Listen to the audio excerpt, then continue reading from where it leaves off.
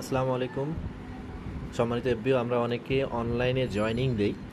অনলাইনে জয়েনিং দিতে যেয়ে সাইন করার একটা প্রবলেম ফেস করি। সো এই সাইন করার প্রবলেম বা ওই পিডিএফ ফরম্যাটটা প্রিন্ট আউট করে 10 টাকা খরচ করা থেকে একটা সলিউশন আমি বের করেছি, আপনারা এটা কাজে লাগাতে পারেন। সেটার উপায় কি? আপনি যে গেস্টকে জয়েনিং করালেন সেই গেস্টকে বলবেন জাস্ট তার বাসায় কোনো খাতায় সাইন করে আপনার কাছে ছবিটা তুলে পাঠাইতে। যেমন উদাহরণস্বরূপ যদি দেখাই, দেখতে পাচ্ছেন আমি একটা খাতায় সাইন করেছি, এইভাবে তাকে ছবি তুলে পাঠাতে বলবেন।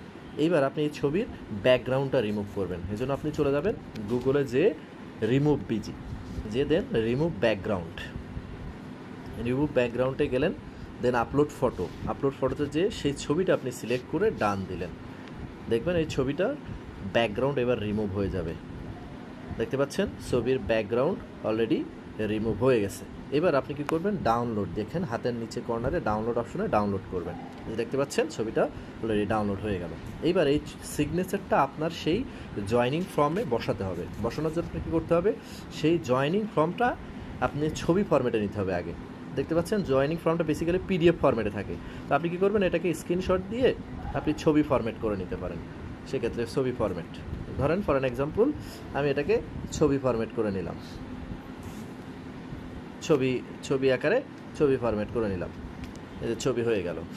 এবার আপনি ব্যক্তি চলে যাবেন, আপনার একটা অ্যাপস ডাউনলোড করবেন, পিক্সআর্ট।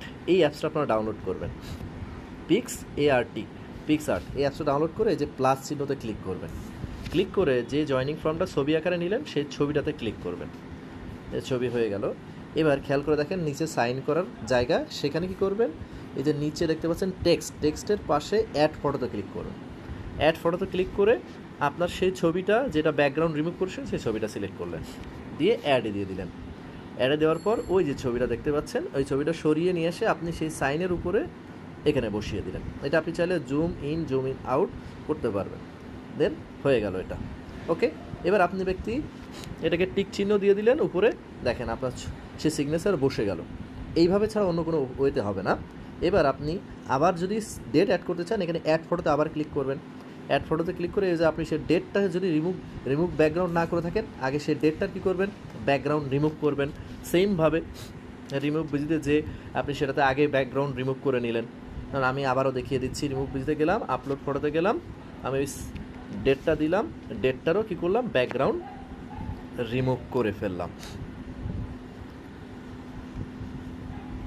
দেখতে পাচ্ছেন ব্যাকগ্রাউন্ড রিমুভ হচ্ছে, যে ব্যাকগ্রাউন্ড রিমুভ হয়ে গেল। এবার আপনি করবেন এটাও ডাউনলোড দিয়ে দিলেন, এই ছবিটা আপনার ডাউনলোড হয়ে গেল। এবার আপনি চলে যান সেই জায়গায়, আপনি এখান থেকে কী করেন? আপনি সেই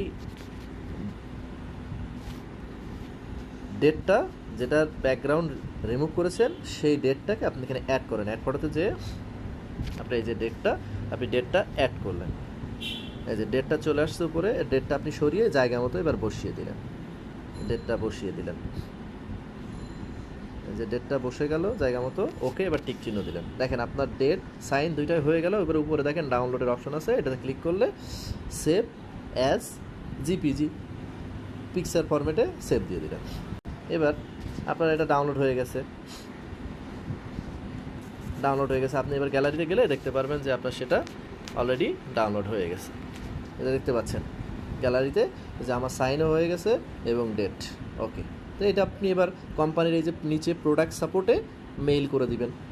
দ্যাটস এনাফ, সহজে আপনার হয়ে গেল। এবং মেইল করার সময় অবশ্যই এনআইডি কার্ড, দুই পাশের ছবি আর এটা সহ মেইল করলে বেটার। আই থিঙ্ক বুঝতে পেরেছেন। ধন্যবাদ। 10 টাকা বেঁচে গেল, ঘরে বসেই 5 মিনিটের মধ্যে জয়েনিং সম্পাদন করা সম্পন্ন হয়ে গেল।